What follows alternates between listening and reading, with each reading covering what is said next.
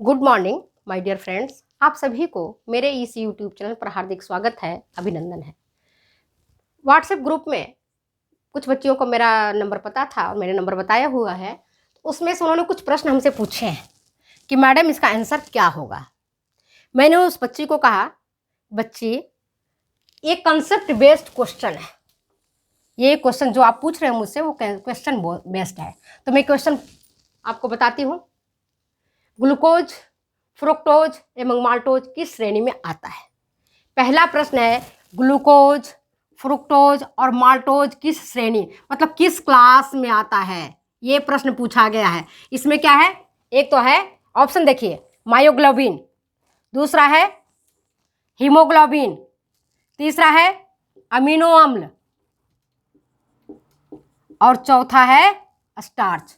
किस ग्रुप में आएगा, किस ग्रुप में आएगा बताइए आप? ये glucose, fructose and maltose.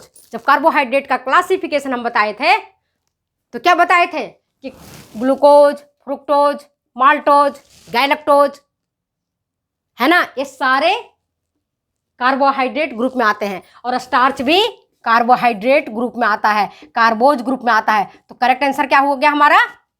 Starch.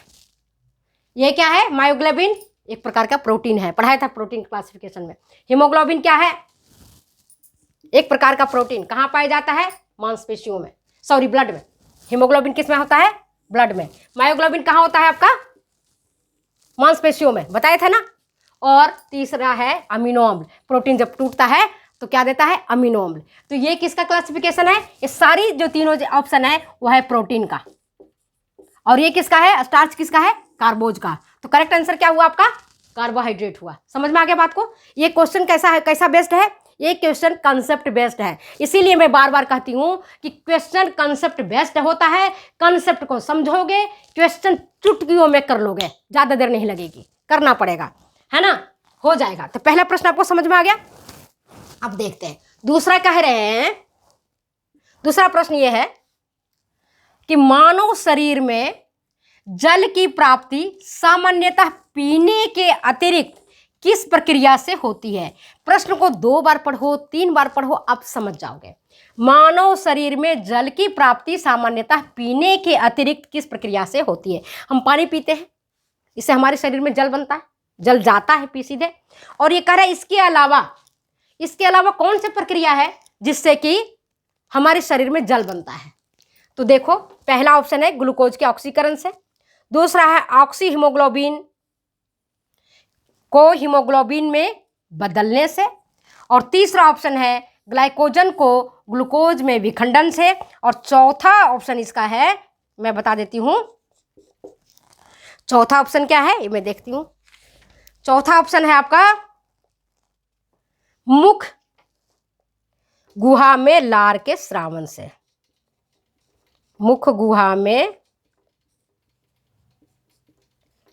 लार के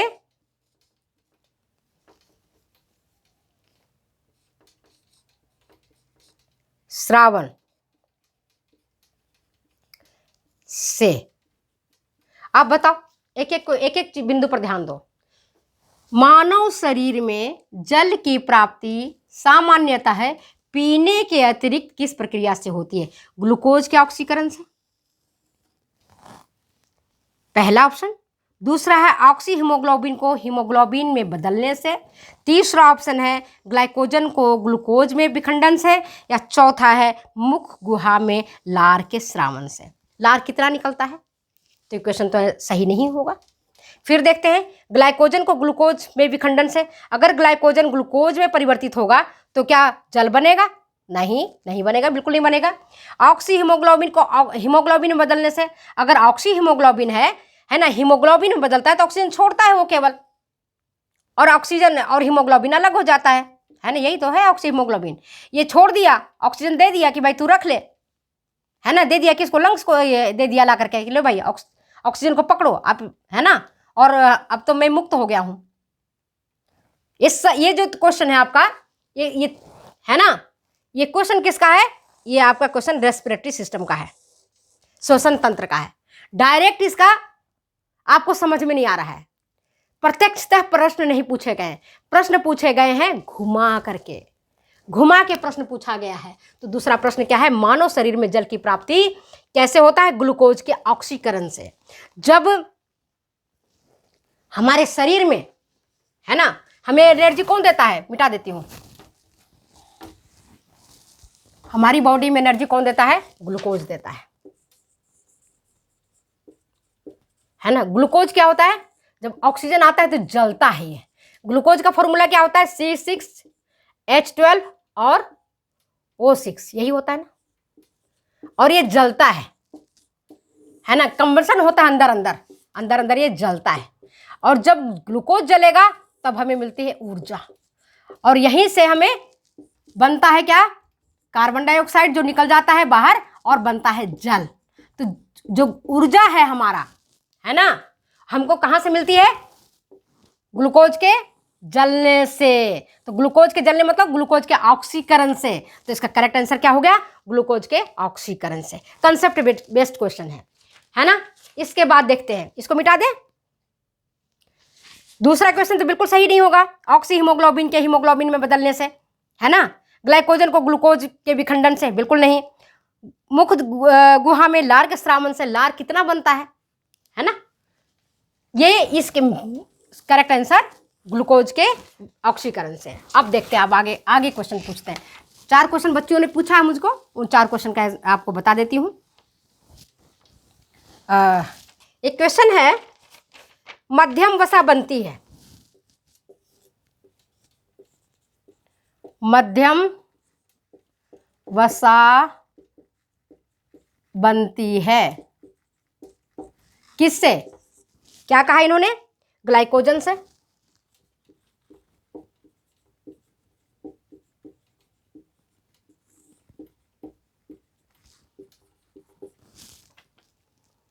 ग्लिसरॉल एवं वसीय अम्लों से,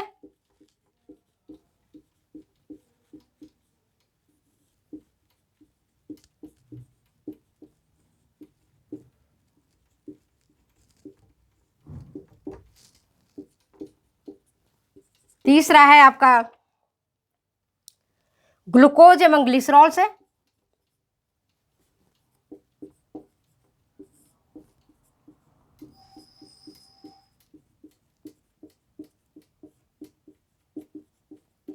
और चौथा है आपका कार्बनिक यौगिकों से।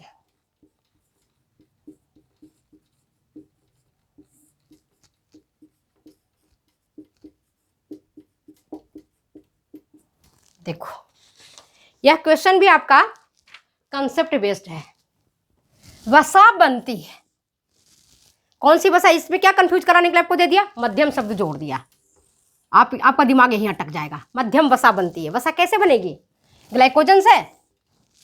ग्लाइकोजन टूटेगा तो क्या बनता है क्या बनेगा, ये ग्लूकोज बनाएगा, ग्लूकोज बनाएगा ना। तो ये तो ऑप्शन गलत हो गया।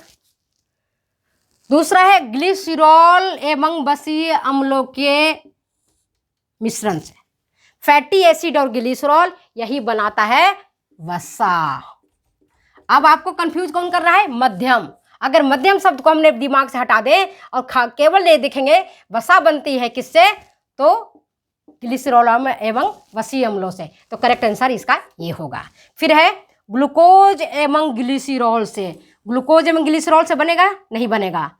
इसके लिए वसा बनाने के लिए आपको ग्लिसरॉल प्लस वसीय अम्ल आएगा यहाँ पर। तो कंफ्यूज कराने के लिए आपके क्वेश्चन इस तरह से डाले गए हैं। और चौथा है आपके कार्बनिक यौगिकों से, तो ये तो इसका बिल्कुल ही करेक्ट ये नहीं है, ये है नहीं। अब आपके दोनों में कंफ्यूजन आ रहा है, सॉरी। अब देखो, ग्लाइकोजन से ग्लूकोज वाला तो होगा ही नहीं, ये भी नहीं होगा और चौथा भी नहीं होगा। अब कंफ्यूज कराने के लिए दो ऑप्शन है आपके पास, एक है ग्लिसरॉल एवं वसीय अम्ल और दूसरा है ग्लूकोज एवं ग्लिसरॉल।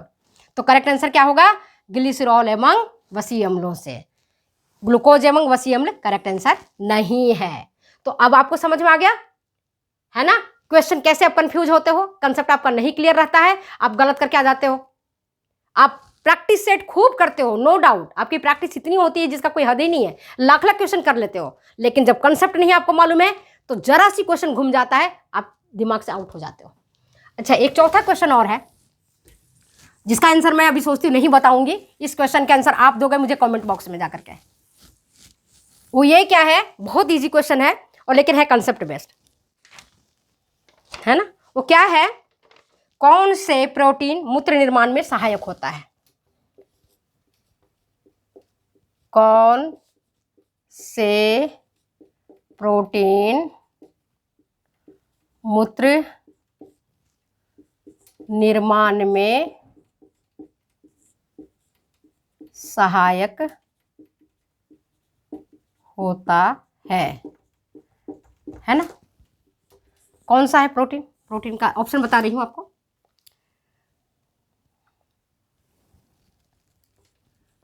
ग्लूटेलिन एक ऑप्शन ये है, दूसरा है आर्जिनिन,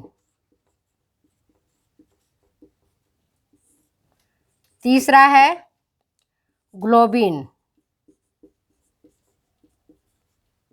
और चौथा है आपका एल्ब्यूमिन।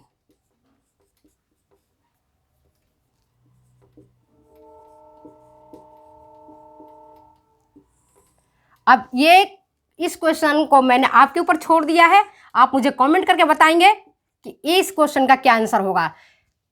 निर्माण में सहायक होता है कौन सा? ग्लूटेलिन, आर्जिनिन, ग्लोबिन, एल्ब्यूमिन। आपने सारे पढ़े हुए हैं, ऐसा कुछ ऐसा नहीं है जो आपको पढ़ा हुआ नहीं है। तो आप बताना, एक हिंट देती हूं, एल्ब्यूमिन यूरिया, एल्ब्यूमिन यूरिया जो एक प्रकार का डिजीज है, रोग है ना, वो होता है खास करके प्रेग्नेंट मदर में।